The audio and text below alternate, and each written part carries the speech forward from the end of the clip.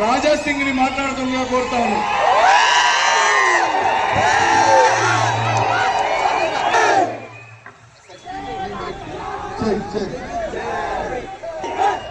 అయిపోయిందా? చాలా టైం చాలా అయిపోయింది. మీ అందరి దర్శనం కూడా అయిపోయింది. ఇప్పుడు ఈ లోకల్ ఎన్నికలు కాదు, ఇది ప్రధానమంత్రి ఎవరు కావాలి భారతదేశానికి, దానికి ఎన్నికలు జరుగుతున్నాయి. మీరొక్కసారి సైలెంట్ అయ్యి కొన్ని విషయాలు మనం మాట్లాడుకుందాం. అది మీరు అర్థం చేసుకోవాలి, వేరే కూడా మీరు చెప్పాలి. పార్లమెంట్ నుంచి సైదీ రెడ్డి భయ్యాకి పార్లమెంట్ పంపించాలి. మీకు తెలుసా ఒక మాట, నల్గొండ పార్లమెంట్ లో ఒక సర్వే జరిగింది. ఎవరికి టికెట్ ఇస్తే బాగుంటది, ఇక్కడ ఎవరు గెలుస్తున్నారంటే ఇక్కడ భారతీయ జనతా పార్టీ గెలుస్తుంది. ఒక సర్వేలో మంచి రెస్పాన్స్ ఉంది. కానీ లాస్ట్ వరకు అదే సర్వే ఉండాలంటే ఫస్ట్ నేను ఓటేస్తా బీజేపీకి, మళ్ళా చుట్టుపక్కలకి చెప్తా, సోషల్ మీడియా పరంగా కానీ, వాట్సాప్ పరంగా కానీ, ఫోన్ పరంగా కానీ నాకు ఎవరైనా దొరికితే వాళ్ళు కూడా చెప్తా. దేశం మనం సురక్ష అంటూ, దేశం మనం సేఫ్ ఉండాలంటే మోదీ ప్రధానమంత్రి కావాలి.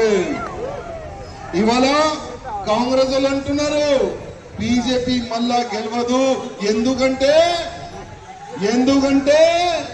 మేము మా దగ్గర డబ్బులు చాలా ఉన్నాయి, ఓట్లు కొంటాం, జిల్లా పోతాం, ఎవరు ఎంతకి అమ్ముడుపోతే అంత డబ్బులు ఇచ్చి మేము కొనుక్కుంటాం, మా దగ్గర డబ్బులు చాలా ఉన్నాయని వాళ్ళు ఒక మాట అంటున్నారు. తమ్ముళ్ళారా, డబ్బు ముఖ్యమా, ధర్మం ముఖ్యమా?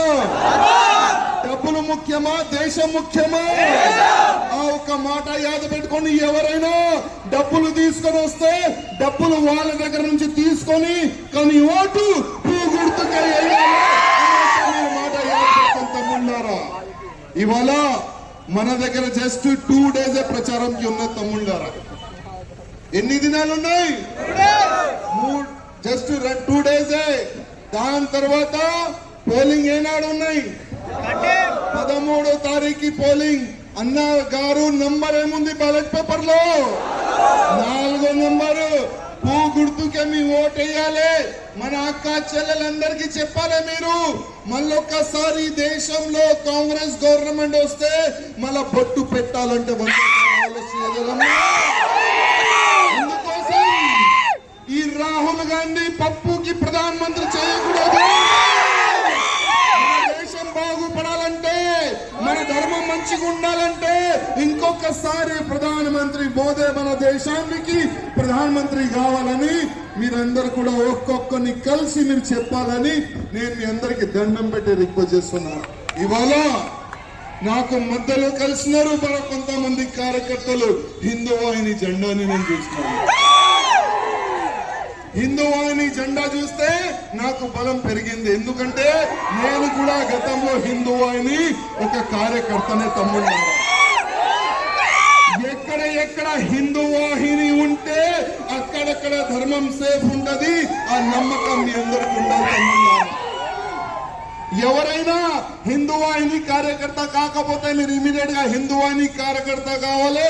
అది కూడా నేను మీ అందరికి రిక్వెస్ట్ చేస్తున్నాను. ఎందుకంటే హిందూ వాహిని ఒక స్లోగన్ ఉంది, శివాజీ చేతిలో కత్తిని చూడు, శివాజీ చేతిలో కత్తిని చూడు.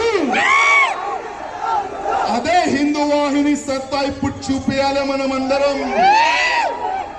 13వ తారీఖుకి పొద్దుగల ఫస్ట్ మనం లైన్ లో నిలబడి ఓటేసిన తర్వాత ప్రతి ఒక్క బూత్ లో వెళ్ళిన తర్వాత అందరికి రిక్వెస్ట్ చేయాలి, ఓట్ ఫర్ బీజేపీ.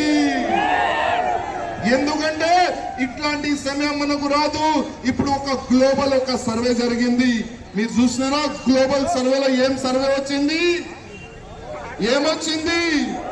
1950 నుంచి 2015 వరకు ఏ దేశంలో హిందువులు గాని ముస్లిం జనసంఖ్య ఎంత పెరిగింది, ఎంత మెజారిటీ పెరిగిందంటే ఇవాళ మనము 7% మన సంఖ్య తగ్గింతముండారా.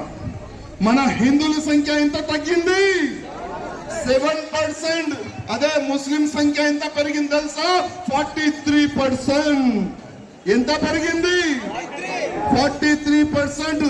ఇంకా ఒక 10-15% వాళ్ళది పెరిగితే భారతదేశానికి ఎవరు ప్రధానమంత్రి కావాలి వాళ్ళు డిసైడ్ చేస్తారు. తమ్ముళ్ళ ఈ ఒక్క మాట మీరు యాద పెట్టుకోండి. అందుకోసం మూడోసారి ప్రధానమంత్రికి మనం గెలిపిస్తే ఒక మంచి చట్టాన్ని ప్రధానమంత్రి గారు తీసుకొని వస్తారు. హమ్ దో తుమారే భీ దో. 4 పెళ్లిళ్ళు చేయడానికి ఉండవు, 40 పిల్లల్ని కనడానికి ఉండవు. ఒక మంచి చట్టం తీసుకొని వస్తారు. జనసంఖ్య నిరంతరం ఒక కానూన్ కూడా వస్తుంది తమ్ముళ్ళారా. అందుకోసం ధర్మం కానీ దేశం కానీ సేఫ్ ఉండాలంటే మనకు అవసరం మోదీ గారు తమ్ముళ్ళారా. అందుకోసం మనమందరం సంకల్పం తీసుకోవాలి. ఏ విధంగా ఇవాళ వాళ్ళు ఒక సంకల్పం తీసుకుంటున్నారు, మేము ఎట్టి పరిస్థితిలో మోదీకి ఓడిపిస్తాం, కాంగ్రెస్ కి గెలిపిస్తాం. ఎందుకు కాంగ్రెస్ అంటే ఇవాళ పాకిస్తాన్ లో ఒక మంత్రి ఉన్నాడు, మంత్రికి మీడియాలో అడుగుతున్నారు. ఏమని అడుగుతున్నారు? భారతదేశంలో ఎలక్షన్ జరుగుతుంది, అక్కడ ఎవరు ప్రధానమంత్రి అయితే బాగుంటుందంటే ఆ ఫాల్తుగాడు ఏమంటుంది తెలుసా? ఎవరైనా కానీ మోదీ కావద్దు,